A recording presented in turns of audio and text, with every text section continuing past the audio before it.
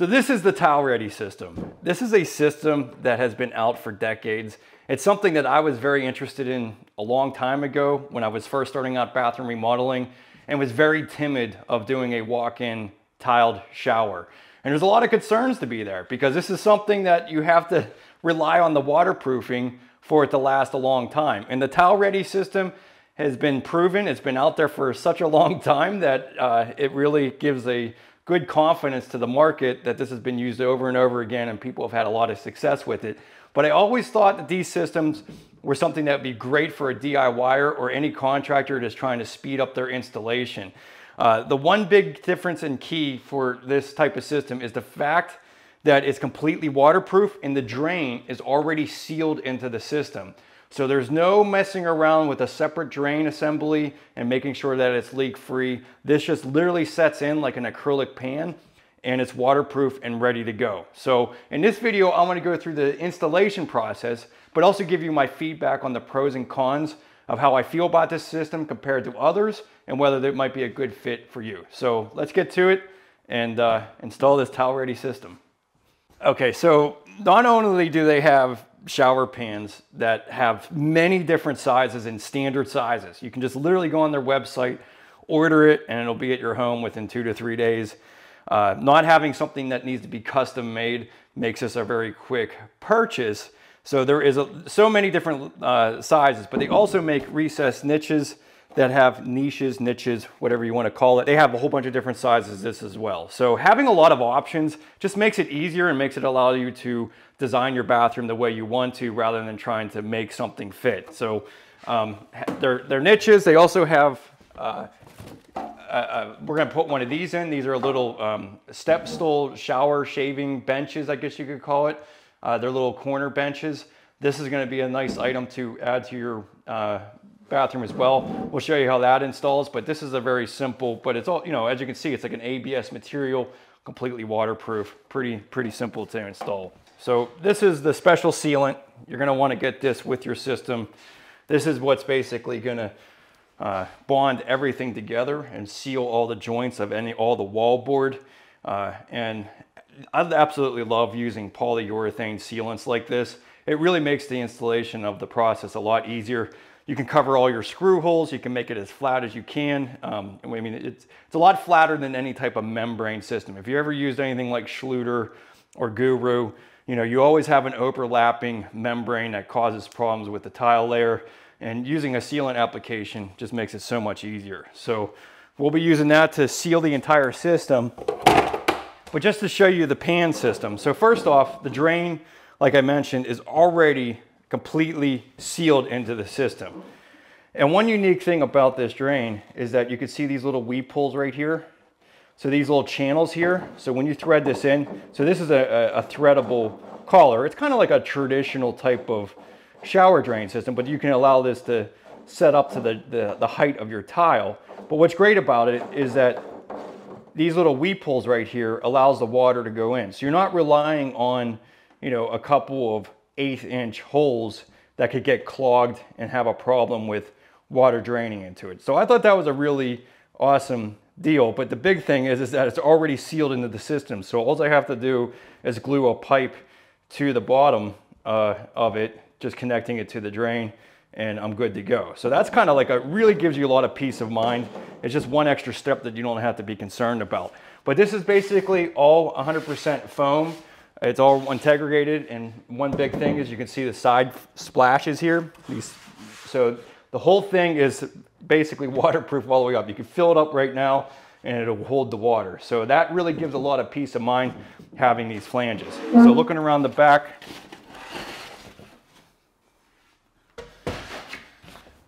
so there's going to be 2 different models that they come out with. Right now, this is kind of their traditional one with the ribs.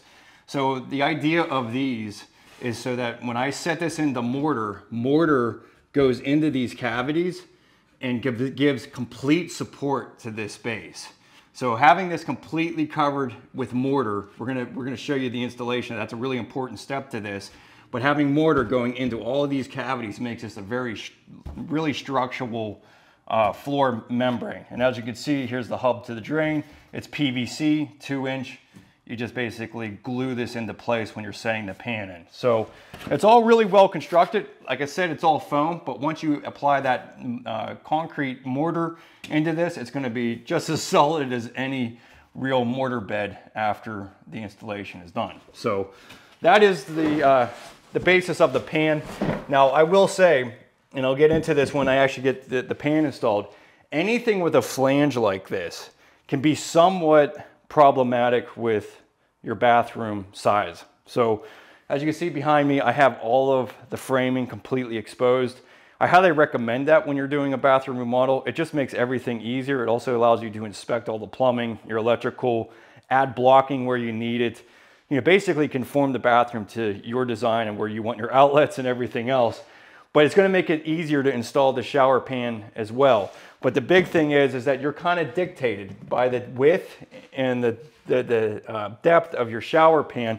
And these have to be right up against the studs. So you're going to have wallboard that comes down that's going to have to meet these flanges evenly. So all I'm saying is that there's a lot of times in older homes, the width between your studs are more than 60 inches. So you might have to shim out the wall in order to make these flanges work. Now this is just a common problem with any type of shower pan that has a flange. So whether it's a regular acrylic shower pan, they're going to be 60 inches on the dot. You're not going to be able to do any adjustments, so you have to shim out the walls in order for your wallboard to overcome it correctly. So this is just a common thing, but we'll get into more details of the flange and the importance of making sure that this wallboard stays even with the side splashes. The other thing I thought was really cool about this system is the wallboard. So one unique aspect to it. So first off, this is a very rigid board. It's foam, but it's a very dense foam and it's waterproof all the way through. So if you nick the surface of this, you don't have to be concerned about it.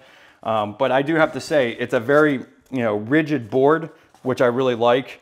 But the one unique thing about it is they have a rabbet joint. So this allows it to slide over another piece. It kind of provides a nice seal between the boards versus having something that you're just butting to each other. This is ever going to overlap each other, which I thought was a really unique idea. So keep an eye on that. We're going to share that a little bit later in the video of how that installation is. But this is unique compared to any other foam board that I've seen. What's that? So just to show you, this is one of this is kind of an accessory that is it's not required to have, but I like the idea of it because it's kind of like a roofing flashing. So this basically goes over top of your side splashes, and then you put the board down into this channel. So it's just like an extra precaution to make sure that you have this completely sealed here. And we'll show you that installation, but I thought these are this is basically flashing for the back side or the side splashes of your shower. It's just like extra insurance to make sure that everything is 100% waterproof between the wallboard and the actual side splash. Okay, so the first thing we need to do is move the drain. So this is something that I know that a lot of people are timid about or afraid of doing or just don't know exactly what's involved. And a lot of times it's hard to tell what you're going to get into until you actually remove the actual tub. That is one reason a lot of times if you have a tub and you're converting to a shower, it's not a bad idea to get the drain that actually sits on the side of the tub drain side of the shower, because then you're going to be more likely to be able to connect everything rather than going through any type of joist.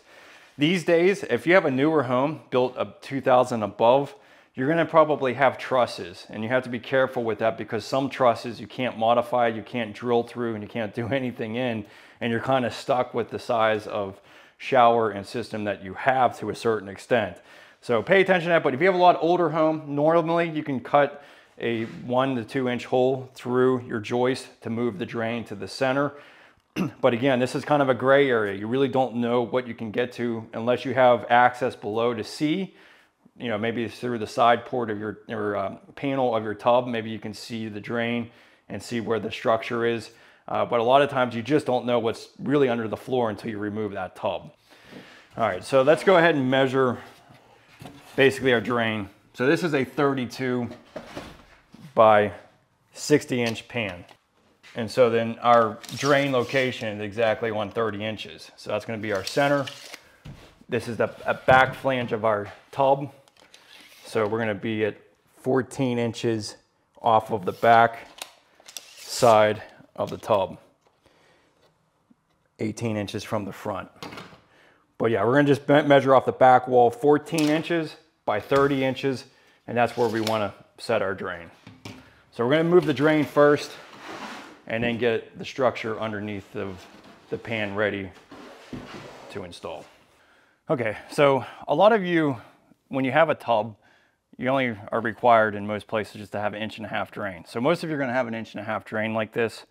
Now, I'm in a garage right now, so I'm down below, and I know most of you aren't going to have that access, but I'm purely just being underneath of here to show you the actual how to go about if you have everything fitting the fitting here. So I basically have a P-trap that is almost exactly right up against a coupling on my plumbing system. So there isn't any room to add a fitting onto this even if I cut off the trap. I actually have to ream out this fitting and try to reuse it. So that's what I'm going to demonstrate here, but I know a lot of you do not have access below.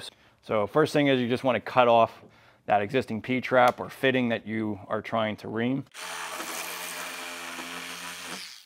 So this is a reaming tool, and what's awesome about it is that this fits right into the piping, and it's going to cut out that piping so that I can get a new fitting into that coupling. So this is a really great way, because otherwise, you're kind of redoing the whole system to be able to move this, and it could take a lot of extra time. So having a little reaming tool, I think this was only like 20 bucks, but this is really important to have if you have fitting the fitting like this.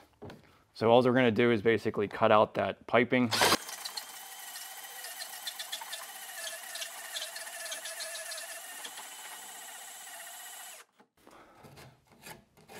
That's awesome. That is so awesome. Now I can glue in my 45 adapter and extend this out. That is really cool. It's going to make it so much easier rather than have to replumb everything to connect to this. So, was it fun to use too? It was. Just because I know how much time it saves. I mean, that would have been a nightmare having to, because I have my vent right here. Everything's fitting the fitting here. I have to cut back there and redo this entire thing in order to make this work. So it's not only, for 20 bucks, I would have had over $20 worth of fittings to redo this in probably a half an hour's worth of time.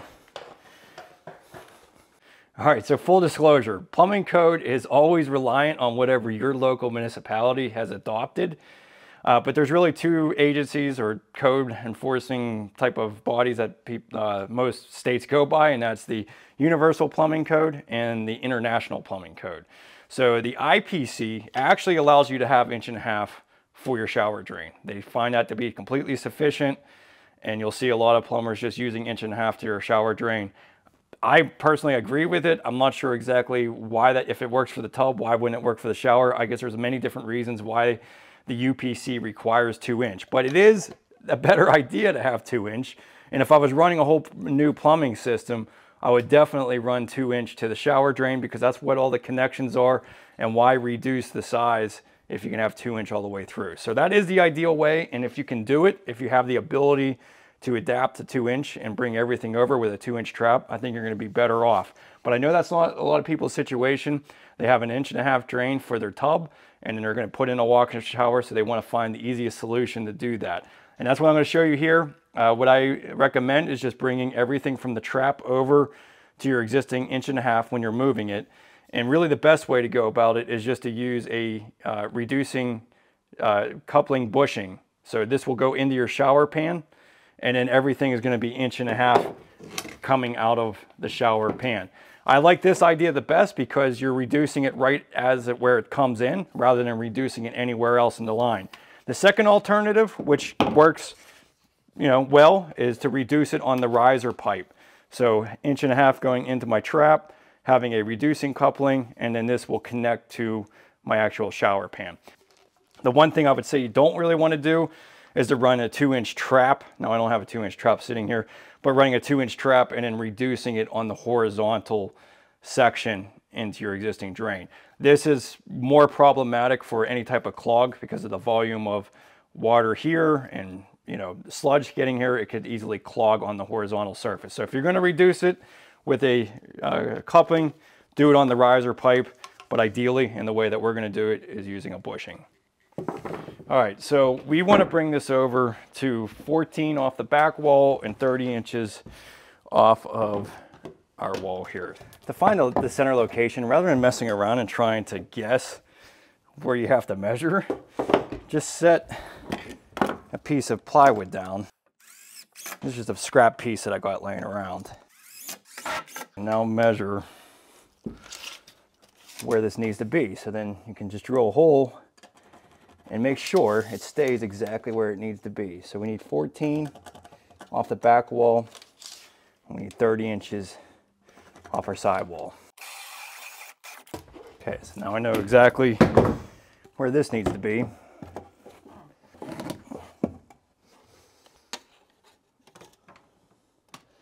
So we need 26 5/8. All right, so before we glue this, one thing you want to make sure is that you have pitch to your drains. Yeah, it's just important to have blocking so that, because when you set this pan down inside, it needs to have plenty of support for it to anchor onto. So you want to have something pretty close to here. So we'll go ahead and glue this now. But this is a great way to make sure that your plumbing stays exactly where you need it. And what I'm going to recommend is not to glue in the riser pipe. We'll measure down after we get the new plywood in, because one important aspect for any of these shower pans is that everything has to be 100% level. So you want to level out your floor, set your pan, and then measure down for this riser pipe. So we're going to glue everything else except for this one here, which is the riser pipe. I'll prime everything first.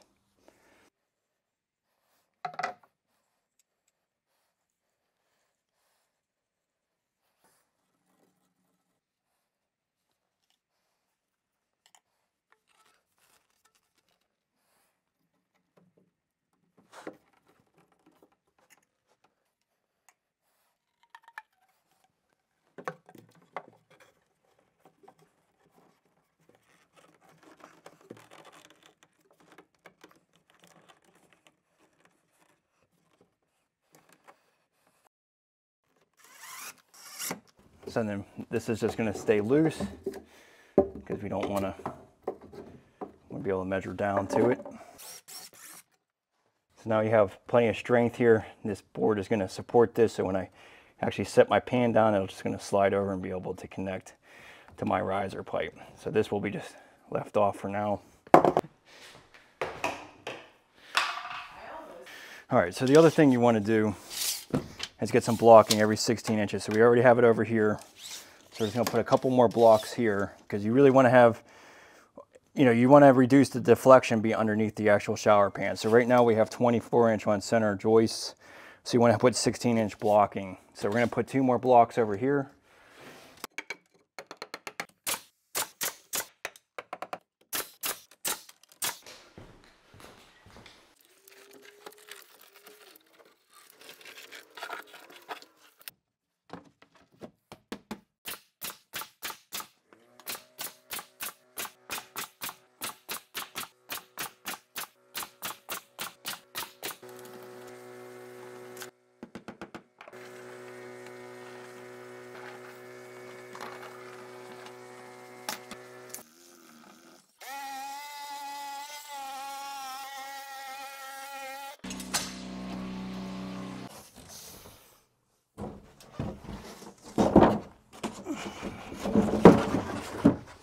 Okay, so just make sure that this slides down in there, which it does. Very tight against the studs. Now we are pretty unlevel, so just double check to see what that looks like. So yeah, we're a good 1/4 inch out. Yeah, so even back here, it's not terrible, but we're a good 1/8 inch out. On the back, let's just see what the front.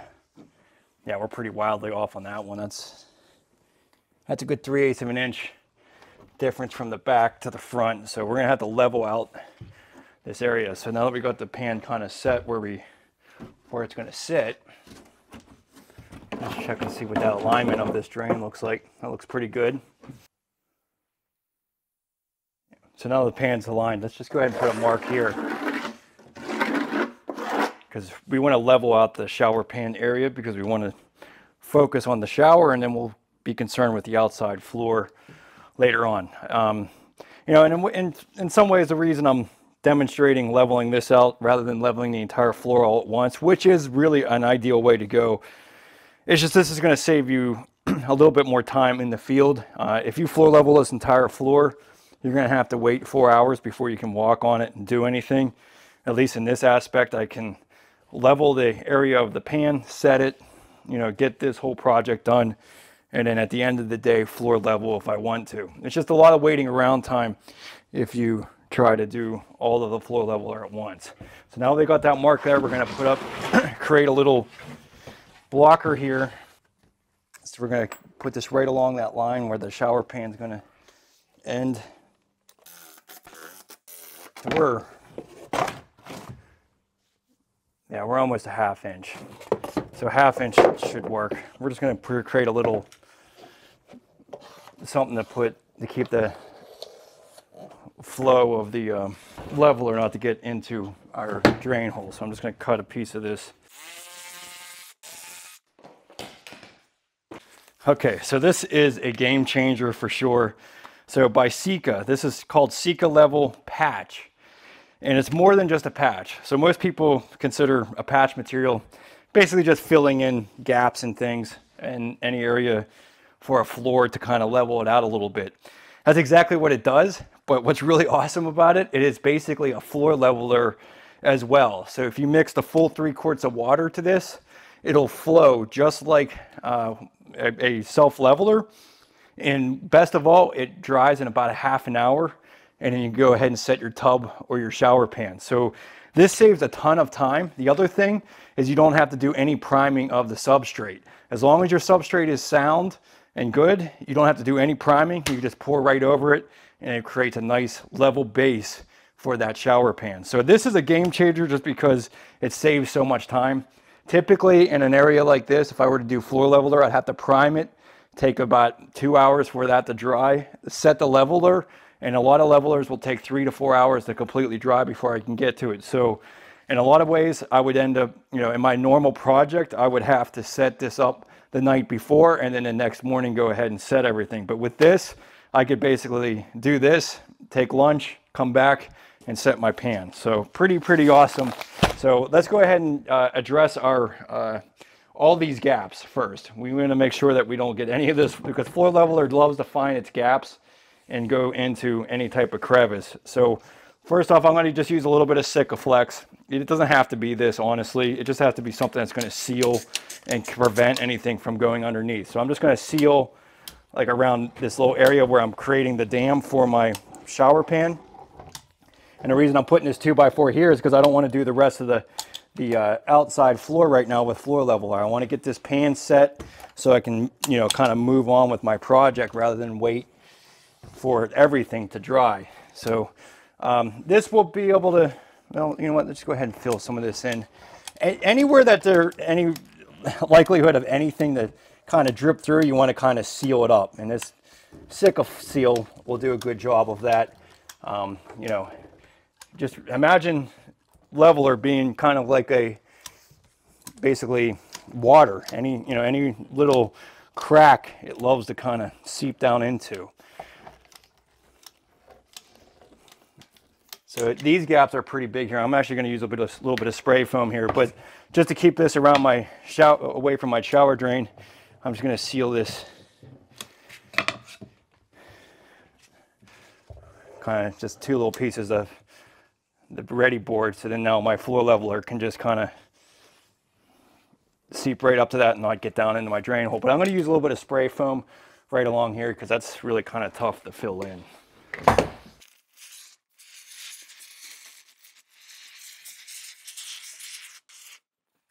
You know, honestly, spray foam isn't a bad idea. to go up against the edge. It kind of provides that little bit of gap that you need, because you really don't want to have the leveler go straight up against the 2x4s. You want to have a little bit of an expansion and contraction joint. So we'll let that set up, and then we can go ahead and pour a leveler. But let's prep our floor. The main reason I'm doing this is because I'm pretty wildly out of level here. So now patch material, you can basically feather it down to nothing. That's one other difference about this stuff, is that the fact that it is a patch material. So you can go from whatever your unlevelness area is and feather it down to nothing. Most other levelers, you're not going to be able to do that. You have to have at least an 1/8 inch all the way across the entire floor. So that's what's pretty awesome in this respect too. But I'm going to go ahead and just do an 1/8 inch at my highest point, and then just basically pour it like a regular floor leveler. But if you were in a tight space and you didn't really want any more height than you needed, you can definitely just feather it down to nothing. It's just going to be a little bit more work to get that to be feathered down to nothing. So I'm just going to use some screws as indicators. So this is my high point over here. So that's what I'm going to, I really have to reference everything off your high point.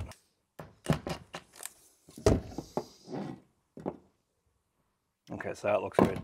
Now we'll go back to this. And it does need to raise a little bit.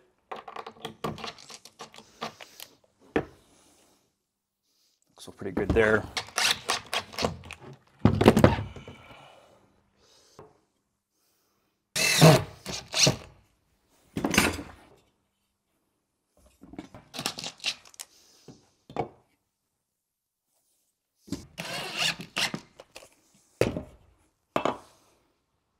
So that'll work.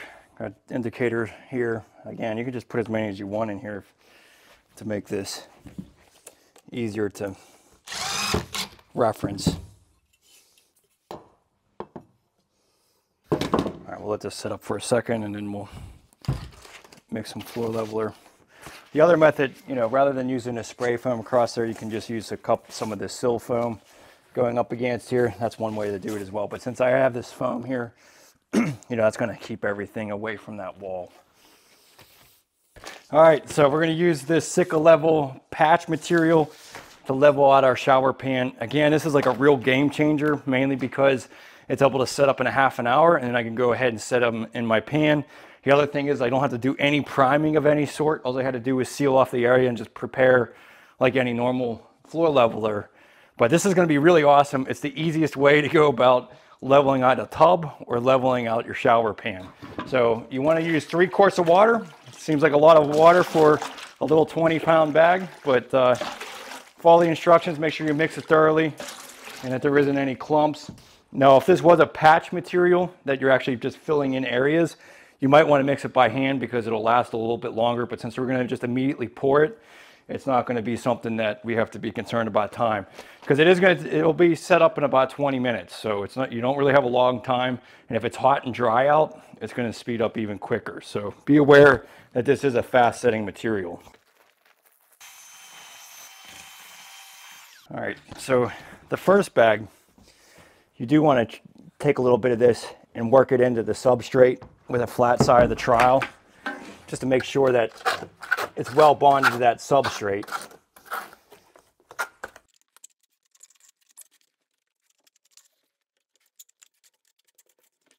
As long as you work most of it in there, you should be good.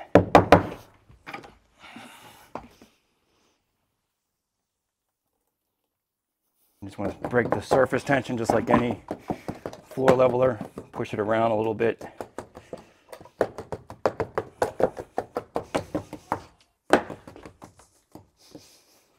So when you kind of jiggle it around a little bit, it kind of breaks the surface tension, and this kind of gets it to level. So now this is, we're going to need more, obviously, because my screw heads are still sitting out above this.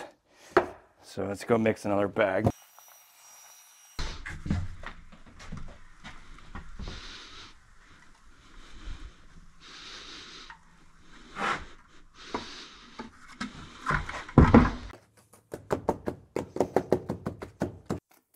So there's the screw head right there.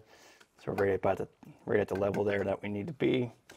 Let's see where this screw is. There's the screw right there. But honestly, this is so flowy. It's just like I said, it's just like regular self-leveler. So if you just break the tension like this and just jiggle it around, it'll go to level. You just want to have those indicators just to give yourself a little bit of an indication of where that level is.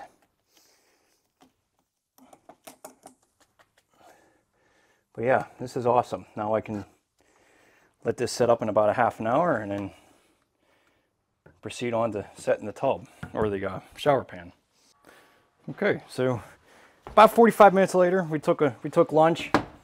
Now the floor is sturdy enough to set mortar over. So everything's 100% level now, and that's just gonna make everything so much easier. So let's go ahead and take our blocking out of here. So you can see here, see how thick it is from this side to this side. So we almost got, what, like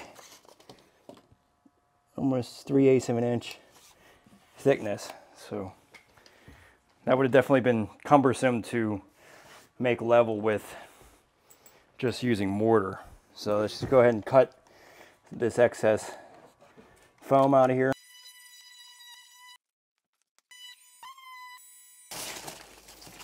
Okay, so we're gonna go ahead and put our bushing in here. So I'm gonna prime everything.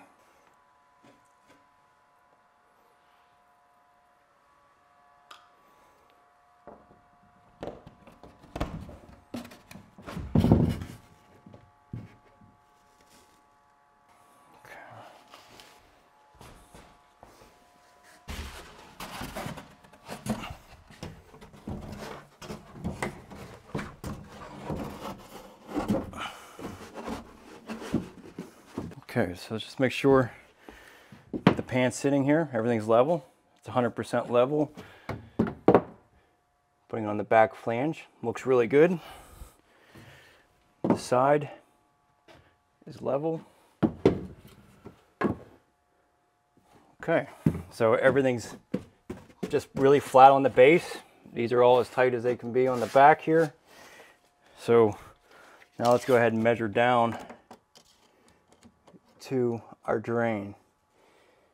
So we're going to measure down into this hub. And it looks like we got 6 9/16. So that's what we want to cut our riser pipe. So I would definitely use a chop saw to get a nice square cut. Let's set our mortar down. All right, so the concept here. So find the deepest section of this waffle here. So this is more shallow here in the center, and this is more deep in the end because you have the shower pan kind of pre-sloped. So measuring to your, we can actually just use this, use a piece, a shim. Just go down to the deepest part and make a mark. So that's about 1.5 inches. So take 1/8 inch off of that, and that's the depth that we want our mortar to be at. So take 1/8 inch off of the deepest section of this rib.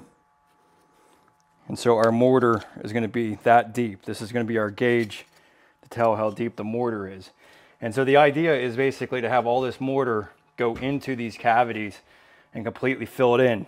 And you don't want to have it too deep, because if it's too deep, then it's going to set the pan up and you're not going to be able to, there's nowhere for the mortar to go. So it's important to have the right depth so that it doesn't have too much mortar under here, and that you can get these ribs completely flat onto your surface. If you're able to do that, then you don't have to worry about making anything on level. You can just literally set this down. So these ribs are literally going to be sitting on top of that substrate. So we're going to go ahead and mix our mortar, and it's really going to be really important to mix this mortar really loose so that I can go inside of this and it's not going to hold it up in place, you know, hold it up from being level.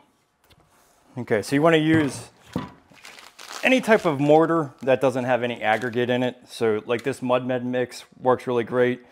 You could always use any type of type S mortar. Just has to make sure there's no aggregate in it, because that aggregate's going to be a problem allowing it to go inside. So just a regular, like kind of a brick mortar is fine. And again, you want to have this to be fairly loose. You don't want this to be a very thick mortar, because you're trying to embed that pan into it. Okay, so this is a real, I mean, it's a loose mixture. It's like falling off my trowel. You can't lay brick with it. You can't really do a mortar bed with it. You know, this is basically just to set that pan into place. So now I just put the leveler down, so I don't really have to do anything to address that. But if you were putting this directly onto plywood, you would want to put some kind of vapor barrier down. You know, you can put some plastic, something that's going to keep the subfloor from taking all the moisture out of the mortar right off the bat. But since we have floor leveler here, we can just go straight over it. So it's almost pourable.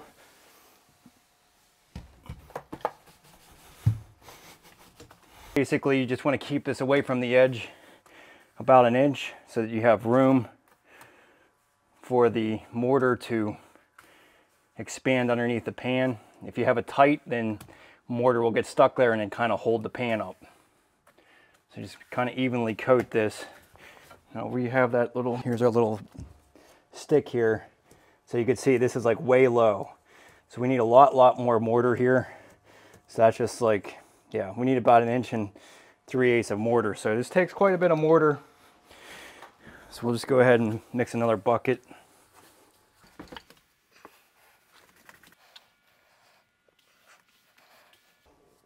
So that's about 1 3/8 inches right there. You can see where that mark is. Yep. It's pretty good. Pretty good. So that's basically the thickness that we need all the way across here. Yeah, so this is still a little too shy right here. So I'm good over here. So I'm gonna mix another bucket.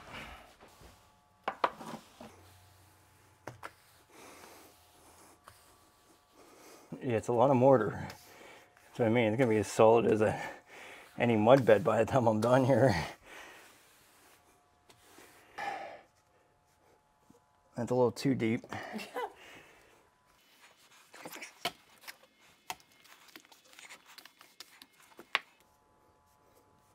It's not bad, not bad. That's good. Okay, so that's a good height all the way across there. Okay, so we're gonna go ahead and prime our fittings here for the riser pipe. We're gonna go ahead and glue in our riser pipe into the trap.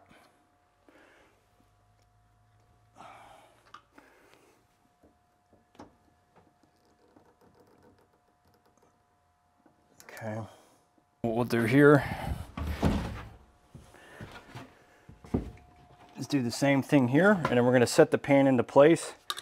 Now, I do have a little tool that's going to help me out, but you can just literally walk on the pan or kind of shimmy it into place. But I have a vibrating tool that's going to help vibrate this down into this mortar nicely.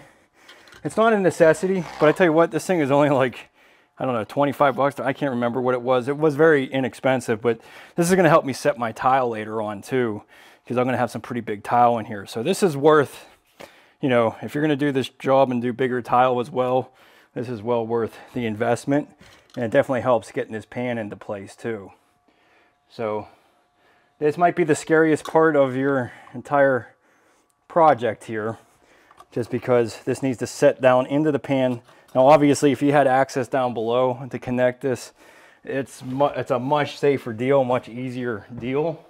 But when you have a kitchen or a ceiling down below, you don't really have much of a choice other than to deal with what you have. So got plenty of PVC glue on there, plenty of PVC glue on here,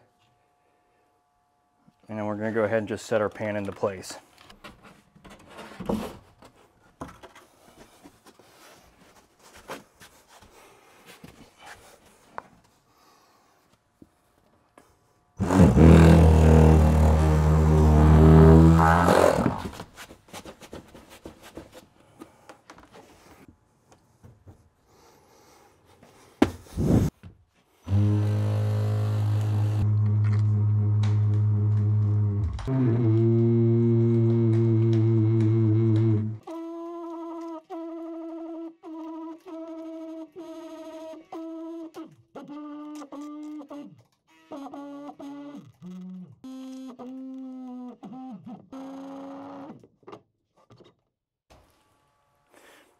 Okay, so we're good and nice and level this way. That's exactly where we want it.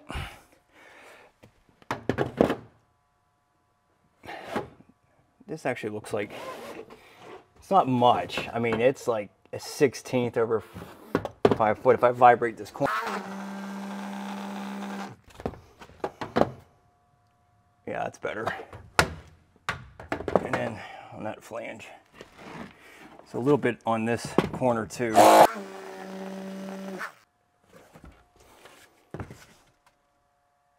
Yeah, that looks pretty good. We have our plumbing fitting. It's all inside of here, so this is all glued well. Now you want to put a screw just to kind of hold this into place right at the corners here. So don't go into the flange, but just kind of hold it down so that when it sets, nothing pushes up for any reason. And now kind of just hold it temporarily into place. But yeah, not bad. I tell you what, that's a lot of mortar to set in here. And even though this was a really loose mix, I almost could have made it a little bit looser so it was a little bit easier to push down in. Because when I went to go set this in that mortar, I was definitely really high above my fitting there.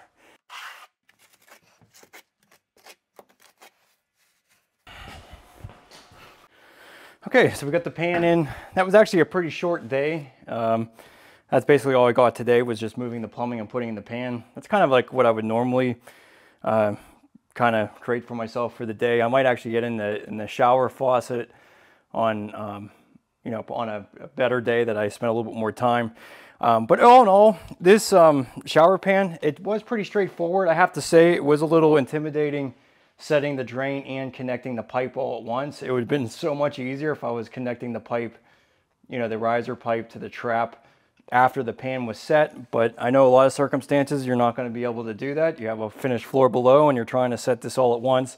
But I do highly recommend this vibrating tool. This really helped out to be able to make that mortar completely smash into all of those grooves and get this pan down to the level I set. Because when I first set this pan, it was basically, wasn't even touching the riser pipe. So once I vibrated it down and got it all the way down, it ended up connecting to that pipe just fine. But all in all, it takes a lot of mortar. It took about 2.5 bags of that mortar to do this. So if I were to do this again, which I will be doing another one at some point here, I would add an additional 1/4 inch to my riser pipe just to give myself a little bit more room. The fitting did fit, but I was about a 1/4 inch shy from the top of the hub of my coupling. So, you know, it works just fine. I feel confident with what I have here, but if I would have had an extra 1/4 inch on that riser pipe, it would have been a lot less stressful getting this all set. But again, a $50 vibrating tool makes a world of difference. I am really, in some fashion, not sure how easily I would have been able to get this into place without being able to vibrate this down into place. So hopefully some of those tips helped you out, but I would have to say the biggest pro to this whole situation is now it's 100% waterproof. I could literally fill it up right now if I wanted to and test everything. There's no other wait time. And the time that it really took to do this was about 2.5, 3 hours total. So it really is kind of a short day. And I think there's a good reason why Redi's been around for as long as it has been, because it does make this type of process much easier.